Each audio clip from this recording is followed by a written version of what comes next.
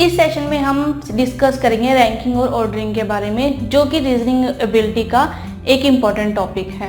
इस टॉपिक में हमें नंबर ऑफ पीपल्स का सेट या लेटर्स या नंबर्स का सेट हमें दिया होगा, हमें उन्हें असेंडिंग या डिसेंडिंग ऑर्डर में अरेंज करना होगा। हो सकता है हमें उनकी हाइट के अकॉर्डिंग, उनकी वेट के अकॉर्डिंग या उनकी एज के अकॉर्डिंग उनको अरेंज करना हो। ठीक है, रैंकिंग को हम ऑर्डरिंग के नाम से भी जानते हैं। तो आइए इसके कॉन्सेप्ट्स को समझते हैं और इससे रिलेटेड क्वेश्चंस करते हैं।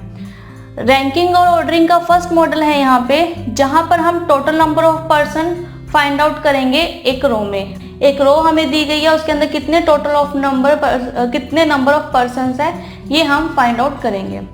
इससे रिलेटेड स्टेटमेंट है यहाँ पर, in a row of persons if the position of particular person is R from the right end and L from the left end, then the total number of person in a row will be equal to R plus L minus 1। ठीक है, statement में दिया हुआ है हमें कि कोई हमें रो दी गई है, उसमें किसी पर्टिकुलर पर्सन की पोजीशन राइट एंड से और लेफ्ट एंड से हमें दी हुई है। तो हम टोटल नंबर ऑफ पर्सन्स को फाइंड आउट करेंगे R plus L minus 1। R यानी कि राइट हैंड पोजीशन, L यानी कि लेफ्ट हैंड पोजीशन। तो right hand position plus left hand position minus 1। ठीक है, तो अगर हमें एक रो में किसी पर्टिकुलर पर्सन की लेफ्ट हैंड और राइट हैंड अगर हमें पोजीशन दी हो, तो हम total number of persons find out कर सकते हैं R प्लस L माइनस 1 के हेल्प से। ठीक है, इससे रिलेटेड एग्जाम्पल है यहाँ पर, Bhavna ranked is 11th from the top, 22nd from the bottom, then the total number of students are, options दिए हुए हैं 12, 22, 32, 42 या 52। ठीक है, तो अगर हम इसका सोल्यूशन देखें तो भावना एक पर्सन है जिसका रैंक दिया हुआ है टॉप एंड से और बॉटम एंड से। चाहे तो हमें जो पोजीशन है वो राइट एंड से दी हो या लेफ्ट एंड से दी हो या टॉप या बॉटम, एक ही बात होती है। तो टॉप एंड से और बॉटम एंड से हमें उसकी पोजीशंस दी हुई है और हमें नंबर ऑफ स्टूडेंट्स यहाँ पर फाइंड आउट करने हैं। तो हमें पता है कि टोटल नंबर ऑफ पर्सन्स हम कैसे फाइंड आउट कर सकते हैं। तो टोटल स्टूडेंट्स हमें फाइंड आउट करने हैं। टोटल स्टूडेंट्स होंगे यहाँ पर top position plus bottom position minus 1। Top position है उसकी 11 और बॉटम में पोजीशन है 22 माइनस 1। ठीक है, तो 11 प्लस 22 33, 33 माइनस 1 32। ठीक है, तो ऑप्शन 3 इसका आंसर है यहाँ पर। 32 टोटल नंबर ऑफ स्टूडेंट है इस रो में। तो ध्यान रखिए कि जब भी हमें टोटल नंबर ऑफ पर्सन पूछा गया हो और किसी एक पर्टिकुलर पर्सन की पोजीशन हमें दी गई हो राइट और लेफ्ट या बॉटम या टॉप एंड से, तो हम टोटल नंबर ऑफ पर्सन्स को फाइंड आउट कर सकते हैं R plus L minus 1। Ranking and ordering का सेकंड मॉडल है यहाँ पर, जहाँ पर हम किसी पर्सन की पोजीशन को फाइंड करेंगे एक एंड से, अगर हमें दूसरी एंड से पोजीशन उसकी दे रखी हो। ठीक है, तो पॉइंट है यहाँ पर, in a row of total T persons, if the position of A person is P from the one of end, then his position from the other end will be equal to T minus P plus 1।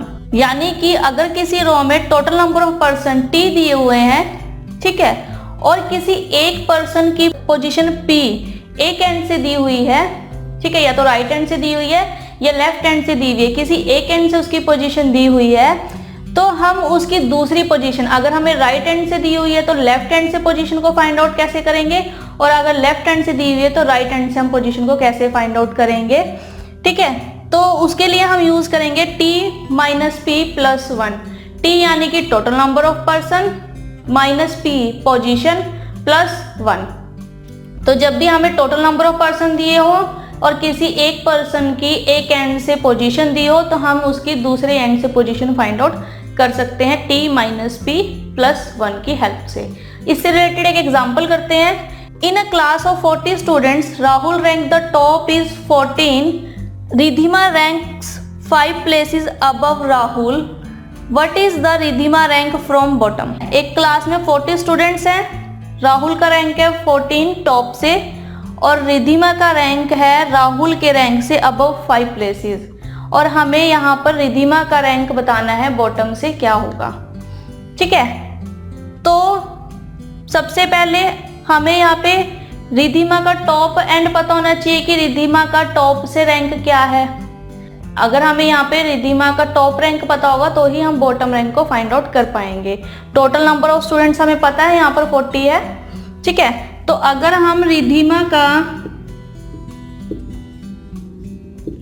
Top rank देखें तो top rank होगा कि जो राहुल का rank है यहाँ पर 14 top में, उसके 5 प्लेसेस अबव है। ठीक है, तो अगर हम इसे माइनस करें 14 माइनस 5 प्लेसेस, तो यहाँ पर हमारे पास रिधिमा का टॉप रैंक आ जाएगा। तो 14 माइनस 5 इज इक्वल टू 9, यानी कि जो रिधिमा का टॉप रैंक है वो 9 प्लेस पर है। ठीक है, 9th नंबर पर है टॉप से रिधिमा। तो अब हमें यहाँ पर रिधिमा का बॉटम एंड फाइंड आउट करना है। तो यहाँ पर हमें रिधिमा का बॉटम रैंक फाइंड आउट करना है। तो बॉटम रैंक होगा यहाँ पर रिधिमा का T, total number of persons 40 हैं। ठीक है, minus positions of 1 and plus 1, तो ये आएगा 40 माइनस 9 31, 31 प्लस 1 32। ठीक है, तो जो रिधिमा का रैंक है बॉटम से रो में वो है 32 रैंक। तो फिर से अगर हमें टोटल नंबर ऑफ पर्सन्स दिए हो और किसी पर्सन की एक एंड से या एक साइड से हमें रैंक दिया गया हो, पोजीशंस दी गई हो, तो हम उसका दूसरे एंड से रैंक या पोजीशन फाइंड आउट कर सकते हैं। रैंकिंग और ऑर्डरिंग का थर्ड मॉडल डिस्कस करते हैं, जहां पर हम फाइंड आउट करेंगे कि हम टोटल नंबर ऑफ पर्सन्स को कैसे फाइंड आउट कर सकते हैं। अब यहाँ पर टोटल नंबर ऑफ पर्सन्स हमने मॉडल 1 में भी फाइंड आउट करने सीखे थे, लेकिन मॉडल 1 और मॉडल 3 में डिफरेंस ये है कि मॉडल 1 में हमें जो पोजीशन दी हुई थी किसी पर्टिकुलर पर्सन की, दोनों एंड से दी हुई थी और हमें total number of persons find out करने थे। ठीक है, मॉडल 3 में हम टोटल नंबर ऑफ पर्सन कैसे फाइंड आउट करेंगे, अगर हमें दो डिफरेंट पर्सन्स की डिफरेंट पोजीशंस अगर हमें दी हो, तो हम उस केस में जो टोटल नंबर ऑफ पर्सन है उसे कैसे फाइंड आउट करेंगे। इससे रिलेटेड पॉइंट है यहाँ पर, in a row of total person if the position of A and B from left hand and right hand are L and R respectively, and there are n person between A and B, then the total number of person in a row will be given as follow। ठीक है, तो एक रो में total number of persons बताने हैं हमने। अगर position A and B की लेफ्ट हैंड से A की और राइट हैंड से किसी बी पर्सन की पोजीशन दी हुई है एल और आर में, और उनके बीच में एन नंबर ऑफ पर्सन्स है, ए एंड बी जो पर्सन्स है जिनकी position left and right hand से दी हुई है, अगर उनके बीच में जो पर्सन्स बैठे हुए हैं एन नंबर ऑफ पर्सन्स और वो हमें दिए हुए हैं, तो हम टोटल नंबर ऑफ पर्सन्स को फाइंड आउट कर सकते हैं। अब इसे फाइंड आउट करने के लिए हमारे पास दो तरह के केस है।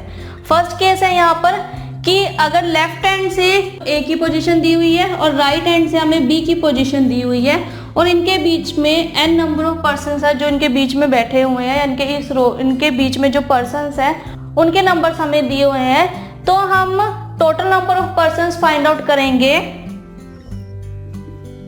L plus N plus R, यानी कि एल एंड पे जो ए की पोजीशन है प्लस जो टोटल नंबर ऑफ पर्सन के बीच में बैठे हैं ए और बी के, प्लस जो आर राइट साइड से बी की पोजीशन हमें दी हुई है। ठीक है, तो हम इस तरह से हम total number of person find out करेंगे L plus N plus R. Left hand position A की एक पर्सन की प्लस एन जो बिटवीन ए एंड बी के दोनों पर्सन के बीच में जो पर्सन्स बैठे हैं उनके नंबर्स, प्लस बी की पोजीशन राइट हैंड से। ठीक है, सेकेंड केस है यहाँ पर कि अगर ए और बी की पोजीशन इंटरचेंज कर दी जाए, बी ए की पोजीशन पर हो और ए बी की पोजीशन पर हो, तो हम उस केस में जो टोटल नंबर ऑफ पर्सन है उन्हें कैसे फाइंड आउट करेंगे। तो सेकंड केस दिया हुआ है हमें यहाँ पे लेफ्ट हैंड से बी की पोजीशन और राइट हैंड से ए की पोजीशन। अब ये जो पोजीशंस है वो इंटरचेंज हुई है और इस केस इनके बीच में बी और ए के बीच में n नंबर ऑफ पर्सन्स बैठे हैं, तो हम टोटल नंबर ऑफ पर्सन कैसे फाइंड आउट करेंगे। अब यहाँ पर क्वेश्चन में हो सकता है कि जो ए की पोजीशन है वो राइट के क्लोजेस्ट है, ठीक है, और बी की पोजीशन है वो लेफ्ट के क्लोजेस्ट है, लेकिन उनका जो रैंक दिया हुआ है या जो पोजीशन दी हुई है वो लेफ्ट हैंड से या राइट हैंड से ही दी गई हो। तो हम इस केस में जो टोटल नंबर ऑफ पर्सन्स है वो फाइंड आउट करेंगे L यानी कि left hand position plus R यानी कि right hand position minus N, क्योंकि अगर लेफ्ट हैंड से ए की पोजीशन दी हुई है लेकिन वो राइट के क्लोजेस्ट है, तो यहाँ पर जो n नंबर ऑफ पर्सन्स है ये रिपीट होंगे, है ना, क्योंकि हम इन्हें यहाँ से लेके यहाँ तक हम काउंट कर चुके हैं। और अगर हम राइट हैंड से b की पोजीशंस काउंट करेंगे तो भी ये यहाँ पर रिपीट होंगे, तो इसलिए माइनस n यानी कि जो इनके बीच में ए और बी के बीच में जो पर्सन्स हैं, ठीक है, माइनस n -2 क्यों, क्योंकि अगर हम लेफ्ट हैंड से ए की पोजीशन ले रहे हैं तो बी भी काउंट हो रहा है, ठीक है, और जब राइट हैंड से बी की पोजीशन ले रहे हैं तो ए काउंट हो रहा है, तो ये दोनों पर्सन्स भी 1 + 1 2 टाइम्स यहाँ पर जो है रिपीट हो रहे हैं, इसलिए -2। तो क्लियर है आपको कि अगर टोटल नंबर ऑफ पर्सन्स हमें फाइंड आउट करने हो तो L + N + R, और अगर इंटरचेंज पोजीशंस हो तो L + R -N -2, ठीक है। तो इस तरह से आप जो टोटल नंबर ऑफ पर्सन्स है उन्हें फाइंड आउट कर सकते हो। इससे रिलेटेड एक एग्जांपल करते हैं। यहाँ पे क्वेश्चन है, Amit is 12th from the left hand and Ravi is 15th from the right hand in a row of boys. What is the total number of boys in a row if there are 5 boys between Amit and Ravi.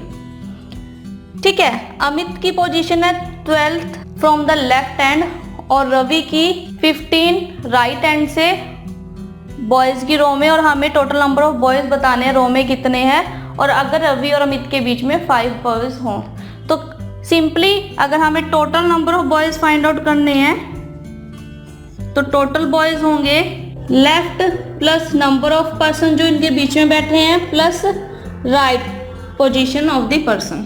Left यहाँ पर अमित की position जो 12th position पर है, और are यहाँ पर रवि की पोजीशन जो 15 पोजीशन पर है राइट से, और एन यहाँ पर जो इनके बीच में बॉयज बैठे हैं 5 बॉयज बैठे हैं इनके बीच में, ठीक है। तो इज इक्वल टू एल है यहाँ पर 12, एन है यहाँ पर 5 और आर है यहाँ पर 15, तो ये होगा 32, ठीक है। तो सेकेंड ऑप्शन इसका राइट आंसर है, ठीक है। ये तो हमने केस 1 के अकॉर्डिंग इसको सॉल्व किया। अगर हम केस 2 के अकॉर्डिंग इसको सॉल्व करें तो सेकेंड आंसर इसका हो सकता है, अगर सपोज कि 32 ऑप्शंस में नहीं दिया हुआ हमें, ठीक है, तो हम इसको सेकेंड केस से सॉल्व करेंगे। सेकेंड केस से कैसे सॉल्व करेंगे कि हमें टोटल बॉयज फाइंड आउट करने हैं। Total boys L + R -N -2, तो L है यहाँ पर 12, R है यहाँ पे 15, N है यहाँ पे 5 और -2। 12 + 15 27, 27 - 5 22, 22 - 2 20।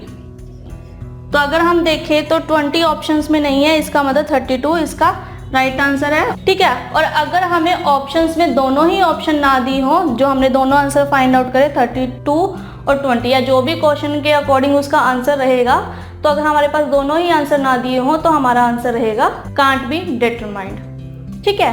तो क्लियर है आप लोगों को कि यहाँ पर अगर हमें total number of person find out करने हो, किस केस में, जब डिफरेंट पर्सन्स की डिफरेंट पोजीशन दी हो, तो हम यहाँ पर left hand plus number of persons जो इनके बीच में बैठे हैं प्लस राइट हैंड पोजीशन, ठीक है, इस पॉइंट की हेल्प से टोटल नंबर ऑफ पर्सन्स को फाइंड आउट कर सकते हैं। रैंकिंग एंड ऑर्डरिंग का 4th मॉडल डिस्कस करते हैं, जहां पर जो पर्सन्स की पोजीशंस है वो इंटरचेंज हो रही है। अगर पोजीशंस इंटरचेंज होती है तो हम टोटल नंबर ऑफ पर्सन्स कैसे फाइंड आउट करेंगे, आइए देखते हैं। क्वेश्चन दिया हुआ है यहाँ पे, in a row of student Ramesh in 12 from the left end Kashi 17 from the right end. When Ramesh and Kashi interchange their position, Kashi become 27 from the left end what is the total number of student in a row. ठीक है, अब question में students की रो में रमेश की जो position है वो 12th है लेफ्ट हैंड से और काशी की 17th है राइट हैंड से। ठीक है, और जब रमेश और काशी की पोजीशन इंटरचेंज हो रही है तो जो काशी है उसकी पोजीशन 27 है लेफ्ट हैंड से। हमें टोटल नंबर ऑफ स्टूडेंट बताने हैं कि रो में कितने हैं। ठीक है, सपोज की रो है ये लेफ्ट हैंड और ये राइट हैंड है। ठीक है, लेफ्ट हैंड से रमेश की पोजीशन दी हुई है 12th और राइट हैंड से काशी की पोजीशन दी हुई है 17th। ठीक है, अब जब पोजीशन से इंटरचेंज हो रही है तो यानी कि अगर इस पोजीशन को इंटरचेंज किया जाए तो काशी रमेश की जगह आएगा और रमेश काशी की जगह आएगा। और पोजीशन इंटरचेंज होने के बाद जो काशी की पोजीशन है वो 27th है यहाँ पर। ठीक है, वो भी लेफ्ट हैंड से। तो काशी की पोजीशन 27th है और रमेश की पोजीशन 17 हो गई। अब हमें total number of person find out करने हैं। Total number of person find out करने के लिए हमने मॉडल 1 में डिस्कस किया था कि हमें अगर किसी पर्टिकुलर पर्सन की दोनों एंड से पोजीशंस पता हो तो हम total number of person find out कर सकते हैं left hand plus right hand -1 करके। अब इस केस में हमें काशी की लेफ्ट हैंड से पोजीशन पता है 27 और राइट हैंड से पोजीशन पता है 17। तो अगर हम लेफ्ट प्लस राइट -1 करें तो हमारे पास टोटल नंबर ऑफ पर्सन्स आ जाएंगे। तो हमारे पास टोटल स्टूडेंट्स हैं, यहाँ पे हमें total number of student find out करना है। तो टोटल स्टूडेंट्स हुए लेफ्ट 27 प्लस राइट पे पोजीशन है 17 -1। 27 प्लस 17 44, 44 -1 43। तो इस तरह से जब पोजीशंस चेंज हो दो पर्सन्स की तो हमें एक पर्सन की लेफ्ट और राइट पोजीशन पता चल चुकी है, तो हम total number of person find out कर सकते हैं L + R -1 की हेल्प से। रैंकिंग और ऑर्डरिंग का 5th मॉडल डिस्कस करते हैं, जहां पर हम इनक्वालिटीज को डिस्कस करेंगे ऑर्डरिंग के क्वेश्चन सॉल्व करने के लिए। कुछ स्टेटमेंट्स दी हुई हैं, इन्हें हम समझते हैं। फॉर एग्जांपल कि यहाँ पर अगर हमें दो पर्सन्स की हाइट मेजर करनी हो तो वो हम कैसे करेंगे। ठीक है, स्टेटमेंट है यहाँ पर A is neither taller than not equal to B। अगर स्टेटमेंट दी हो हमें कि A B से ना तो बड़ा है और ना ही इक्वल है तो A क्या होगा, A is less then B। ठीक है, और अगर हमें स्टेटमेंट दी हो A is neither shorter than not equal to B, और अगर A ना तो B से छोटा है और ना ही इक्वल है तो A क्या है, A ग्रेटर देन है B से। ठीक है, थर्ड स्टेटमेंट है A is neither shorter than not taller than B। अब ना तो A B से छोटा है और ना ही बड़ा है। अगर A B से छोटा भी नहीं है और बड़ा भी नहीं है तो A इक्वल है B के। ठीक है, नेक्स्ट स्टेटमेंट है A is not taller than B। A is not taller than B, it means कि A या तो शॉर्टर है B से या A इक्वल है B के। तो A लेस देन और इक्वल टू B। ठीक है, नेक्स्ट स्टेटमेंट है A is not smaller than B। फिर से अगर A स्मॉलर नहीं है B से तो A या तो ग्रेटर है B के और इक्वल टू है B के। नेक्स्ट है A is as tall as B, as tall as B। ठीक है, तो अगर A टॉल एज B है तो यानी कि यहाँ पर A जो है वो B के इक्वल है। तो जब भी एज टॉल एज यूज होगा तो हम A को B के इक्वल मानेंगे। नेक्स्ट है A is not tall as B। अगर A B के टॉल नहीं है और इक्वल भी नहीं है तो A लेस देन है बी से, ठीक है, ए बी से स्मॉलर है। तो ये कुछ स्टेटमेंट्स हैं। अगर हमें हाइट मेजर करनी हो, वेट मेजर करनी हो, तो हम कौन सी इनइक्वालिटीज को यहाँ यूज करेंगे, ये हम लोगों ने सीखा। अब एक इम्पॉर्टेंट पॉइंट और इनइक्वालिटीज में कि यहाँ पर एक वर्ड यूज होता है ओनली। अगर ओनली वर्ड यूज होता है तो उसका मीनिंग क्या है यहाँ पर। सपोज कि जैसे स्टेटमेंट है हमारे पास A is shorter than only B, ठीक है, ये हमें स्टेटमेंट दी हुई है कि A is shorter than only B, और अगर यहाँ पे ओनली वर्ड यूज हो रखा है तो हम इस तरह की स्टेटमेंट को कैसे मेजर करेंगे। अब यहाँ पे अगर जब ओनली वर्ड यूज हो रहा है तो इसका मतलब ये है कि पूरे ग्रुप में जो भी हमें ग्रुप दिया होगा पर्सन्स का, तो उस ग्रुप में जो बी है वो सबसे टॉलेस्ट पर्सन है, ठीक है। यानी कि सपोज कि अगर हमारे पास 5 पर्सन्स का ग्रुप है A B C D and E, ठीक है, और अगर हमें उसमें सबसे शॉर्टेस्ट पर्सन फाइंड आउट करना हो तो हम ये कह सकते हैं कि, और अगर उसमें स्टेटमेंट में ये दिया हो कि A is shorter than only B, तो हम वहाँ पर जो बी है वो सबसे टॉलेस्ट पर्सन है, ठीक है, सेकेंड टॉलेस्ट पर्सन ए है। तो जब भी ओनली वर्ड दिया हो तो A is less than B, तो और इसका मतलब होगा कि B is tallest person in the group, ठीक है, और ए जो है ये सेकेंड टॉलेस्ट पर्सन है। तो जब भी हमें A is shorter than only B दिया हो तो बी ग्रुप में टॉलेस्ट पर्सन है और ए जो है वो सेकेंड टॉलेस्ट पर्सन है। ऐसे ही अगर हमें स्टेटमेंट दी हो A is taller than only B, ठीक है, फिर से ओनली वर्ड यूज हो रहा है यहाँ पर, तो A is greater then B, ठीक है, तो यहाँ पर बी जो है वो स्मॉलेस्ट पर्सन है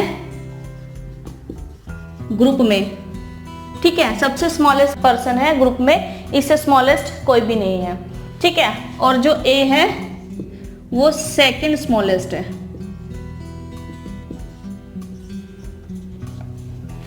ठीक है।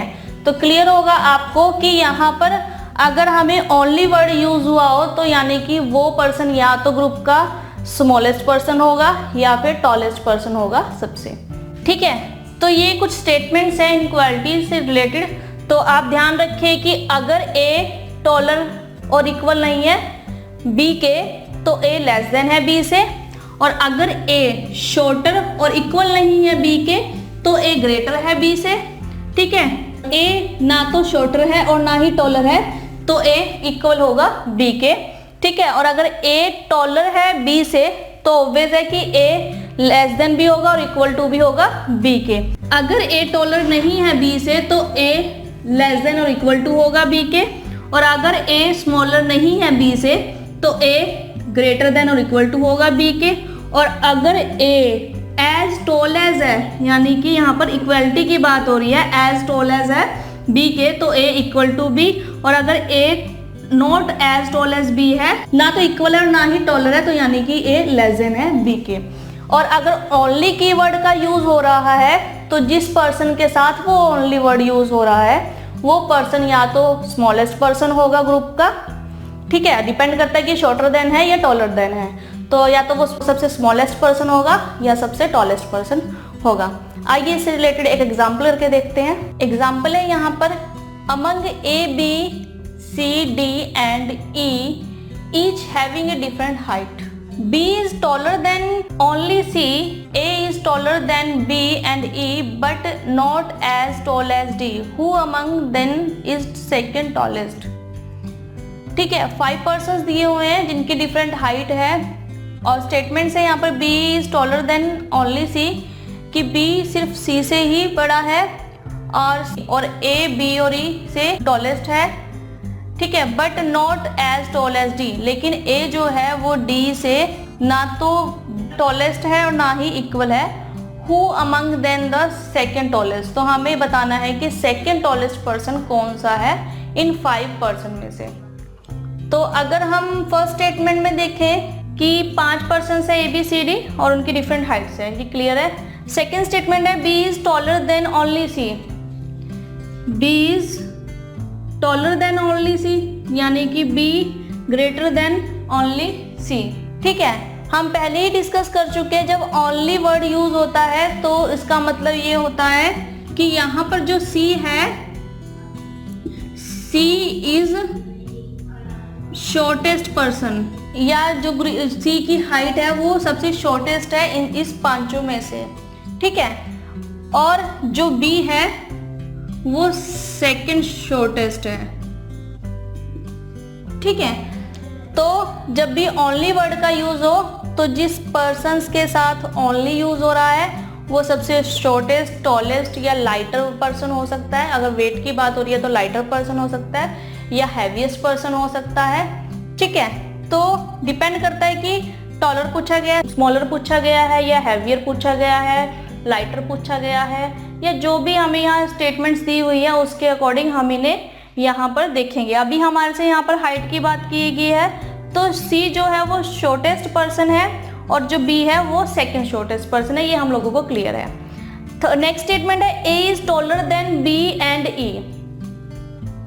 ए जो है ये टॉलर देन है बी एंड ई के। ठीक है, but not as tall as D, यानी कि जो ए है वो not tall as tall D है, तो यानी कि जो ए है वो लेस देन है डी के। ठीक है, अब यहाँ पर हमें कुछ इनइक्वालिटीज या इक्वालिटीज पता चल चुकी हैं कि क्या है इन 5 पर्सन्स के बीच में। तो अगर हम इन 5 पर्सन्स को असेंडिंग ऑर्डर में अरेंज करें तो हमें पता है कि हम शॉर्टेस्ट टू टॉलेस्ट चलते हैं। तो सबसे शॉर्टेस्ट है सी, सी से टॉलेस्ट है यहाँ पर बी, और बी से टॉलेस्ट होगा ई। अब बी और ई जो है वो दोनों ही स्मॉलेस्ट हैं ए से, तो और हमें पता है कि जो बी है वो सेकंड स्मॉलेस्ट पर्सन है या सेकंड शॉर्टेस्ट पर्सन है, तो इसलिए हमने बी को सेकंड प्लेस पे रखा है, देन ई। और अब पता है हमें कि जो ए है वो ई से टॉलेस्ट है, तो ए है इसके बाद टॉलेस्ट, और हमें पता है कि जो डी है वो ए से टॉलेस्ट है, तो डी यहाँ पर ए से टॉलेस्ट है। ठीक है, ये हमारे 5 पर्सन यहाँ हमने अरेंज कर दिए, और ये अरेंज करे हैं असेंडिंग ऑर्डर में। ठीक है, अब ये 5 पर्सन्स हैं हमारे पास, किसी less than B, less than E, less than A और लेस देन डी। ठीक है, तो अब हम लोगों को यहाँ पर second tallest person find out करना है। सेकंड टॉलेस्ट होगा यहाँ पर, अब ये सबसे स्मॉलेस्ट पर्सन है, ये स्मॉलेस्ट है या शॉर्टेस्ट पर्सन है। ठीक है, और जो डी है ये टॉलेस्ट है, सबसे टॉलेस्ट पर्सन जो है वो डी है। और अगर हम सेकंड टॉलेस्ट की बात करें तो सेकंड टॉलेस्ट है ए। ठीक है, तो ये है सेकंड टॉलेस्ट, तो हमारा आंसर होगा ए सेकंड टॉलेस्ट। ठीक है, तो क्लियर है आप लोगों को कि यहाँ पर हमें 5 पर्सन्स दिए हैं और बताया गया है कि कौन किससे छोटा या बड़ा है हाइट्स के अकॉर्डिंग। तो बी ओनली टॉलर देन सी। ठीक है, तो सी सबसे शॉर्टेस्ट पर्सन है और जो बी है वो सेकंड शॉर्टेस्ट पर्सन है। ए जो है वो टॉलर है बी एंड ई से, हम लोगों को क्लियर है यहाँ पर। ठीक है, but not as tall as D, तो ए लेस देन है डी से। अगर हम इन्हें अरेंज करें, हमें second highest second tallest person चाहिए, तो अगर हम इन्हें अरेंज करें, फर्स्ट शॉर्टेस्ट पर्सन होगा सी, बी यहाँ पर सेकंड शॉर्टेस्ट पर्सन है। ठीक है, उसके बाद जो बी के बाद है वो ई, देन ए, क्योंकि ए जो है वो बी और ई से ग्रेटर देन है। ठीक है, और देन डी। अब आप लोगों को लग रहा होगा कि यहाँ पर जो साइन है वो हम लोगों ने चेंज कैसे किए, ये भी बहुत ईजी है। हमें पता है कि बी ग्रेटर देन है सी के, तो यहाँ पर भी जो बी है वो ग्रेटर देन है सी के। ठीक है, तो अगर साइन एक्सचेंज हो रहा है तो अगर हम इसे रिवर्स कर दें तो इसका मतलब होगा कि सी जो है वो लेस देन है बी के। ठीक है, इसी तरह से हमने इस साइन को भी कि जो बी है वो लेस देन है ए के और ई भी लेस देन है ए के और ए भी लेस देन है डी के, या यूं कह ले जो डी है वो ग्रेटर देन है ए के। ठीक है, तो अगर आप रिवर्स करना चाहो इन इनइक्वालिटीज को तो आप रिवर्स भी कर सकते हो। तो इस तरह से हम लोगों ने इनको असेंडिंग ऑर्डर में अरेंज कर फाइंड आउट किया कि सेकंड टॉलेस्ट पर्सन कौन है। सेकंड टॉलेस्ट पर्सन यहाँ पर ए है। तो इस तरह से आप इन क्वेश्चन को सॉल्व। रैंकिंग और ऑर्डरिंग का 6 मॉडल डिस्कस करते हैं, जहां पर हम पर्सन्स की एक्सट्रीम पोजीशंस को चेक करेंगे और जो उनकी हाइट और वेट पर बेस्ड होगी। इससे रिलेटेड एग्जांपल है यहाँ पे, Raghav is taller than Amit but shorter than Shalu, Keshav is taller than Pooja but shorter than Amit, Dhruv is taller than Keshav but shorter than Shalu, who is among them is tallest. ठीक है, स्टेटमेंट से दिए यहाँ पर और हमें बताना है कि इनमें से टॉलेस्ट पर्सन कौन सा है। तो अगर हम फर्स्ट स्टेटमेंट को देखें तो Raghav is taller than Amit but shorter than Shalu. Raghav is taller than Amit, तो Raghav is tallest than Amit. ठीक है, Raghav is greater than Amit.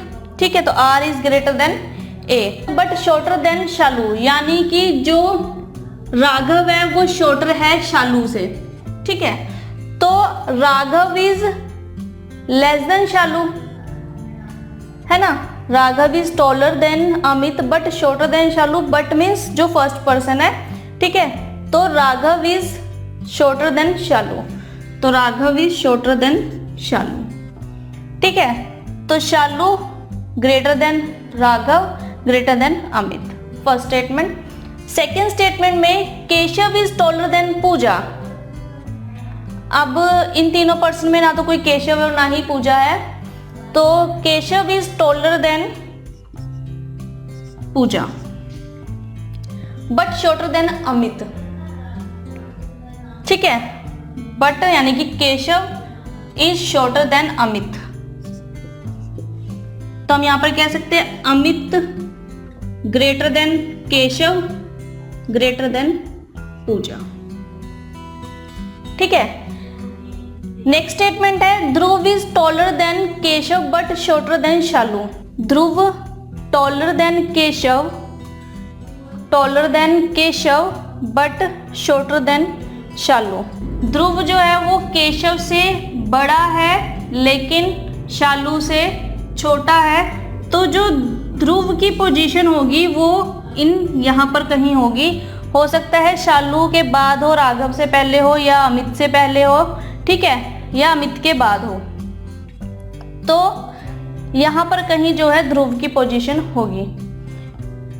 तो ये हमारे पास एक सीक्वेंस है कि हमें टॉलेस्ट पर्सन पता है, सेकंड टॉलेस्ट, थर्ड, फोर्थ और फिफ्थ, और यहाँ पर कहीं यहाँ पर डी ध्रुव है वो भी आएगा, लेकिन हमें ये कंफर्म है कि जो डी है वो टॉलेस्ट पर्सन नहीं है।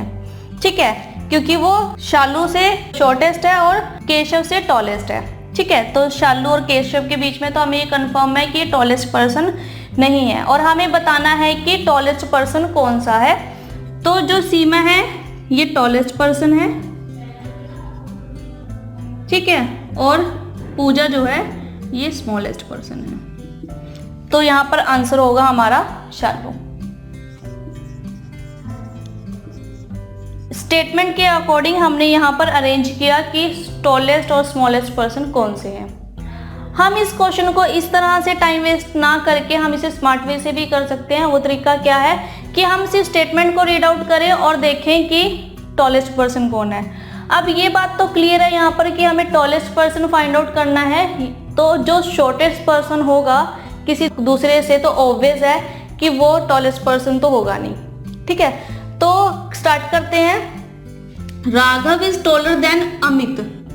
अब Raghav is taller than Amit है तो ऑब्वियस है कि अमित जो है वो शॉर्टेस्ट पर्सन है राघव से।